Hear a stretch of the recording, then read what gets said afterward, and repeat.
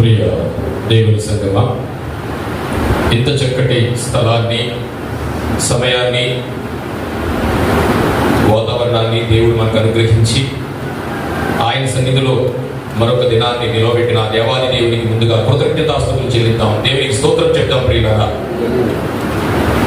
దేవుడు మన ముందుంచిన చక్కటి బైబిల్లో ఒక ప్రధానమైన పుస్తకంగా పేరొందిన దానియేలు గ్రంథం గురించి మనం ధ్యానించడానికి దేవుడు మన ముందు ఉంచాడు.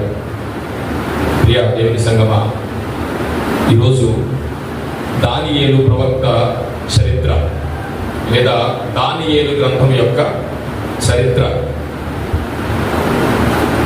ఈ దానియేలు అనే పేరుకు అర్థం తెలుసా అండి?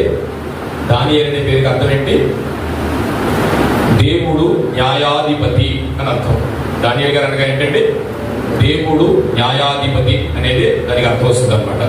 ముఖ్యంగా మనం బైబిల్ చదువుతున్నప్పుడు చాలా పేర్లు మనకు కనిపిస్తూ ఉంటాయి. పిల్లగా ఏ భక్తుని గురించి అయితే మనం ధ్యానం చేస్తున్నామో అదే భక్తుని పేరుతో బైబిల్లో చాలా పదాలు మనకు కనిపిస్తూ ఉంటాయి.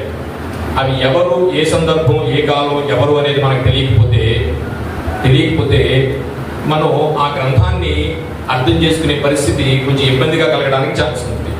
అందుకని ముందుగా అసలు దానియేలు అనే పదానికి అర్థం చేసుకున్నాం. దానియేలు గారు ఎంతమంది ఉన్నారు బైబిల్లో? దానియేలు అనే పేరు గల వాళ్ళు ఎంతమంది ఉన్నారండి బైబిల్లో? ఎంతమంది అండి? ఓకే, ఎంతమంది? ఒకళ్ళు. చూద్దామండి. ప్రియ దేవుని సంగమా, మనం క్రైస్తవ జీవితంలో అనేక సార్లు పడిపోతూ లేస్తూ ఉంటాం. అలాగే ఒక చిన్న చరణంతో నేను మొదలు పెడతామని నేను ఆశపడుతున్నాను. పలుమార్లు వైదొలగినాను నీ పరలోక దర్శనము నుండి, విలువైన నీ దివ్య పిలుపుకు నే తగినట్లు జీవించనైతి, అయినా నీ ప్రేమతో నన్ను దరి చేర్చినావు, అందుకే గైకొనుము దేవా ఈ నా శేష జీవితం. ఇదిగో దేవా నా జీవితం, ఆపాదమస్తకం నీకంకితం. ఇదిగో దేవా నా జీవితం, ఆపాదమస్తకం నీకంకితం. శరణం నీ శరణం, శరణం నీ శరణం,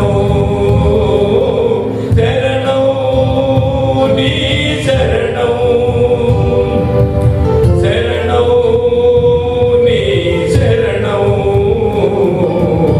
ఇదిగో దేవా మా జీవితం, ఆపాదమస్తకం నీకంకితం.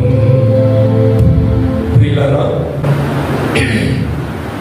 మన ముందు ఉంచిన ఈ దానియేలు గ్రంథం గురించి ఇవాళ నుంచి కొద్ది దినాలు దేవుడు నాకు ఇచ్చారు.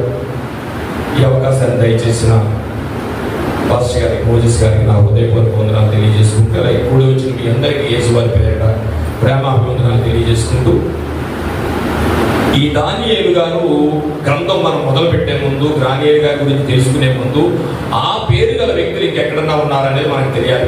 ఎందుకంటే ఎప్పుడో ఎక్కడో మనం చదువుతున్నప్పుడు ఒక దానియేలు గారు మనకు కనిపించినప్పుడు ఆ దానియేలు గారే ఈ దానియేలు గారు అనుకున్నప్పుడు మన వాక్య సందర్భం అంతా మారిపోతుంది. కనుక అసలు బైబిల్లో దానియేలు గారు ఎంతమంది ఉన్నారు? ఎందుకంటే గ్రంథాన్ని మనం ధ్యానం చేస్తున్నాం కాబట్టి కూలంకుషంగా ప్రతిదాన్ని మనం చూసుకుంటూ వెళ్ళడం అనేది బైబిల్ యొక్క క్రమం. ప్రియులారా, అయితే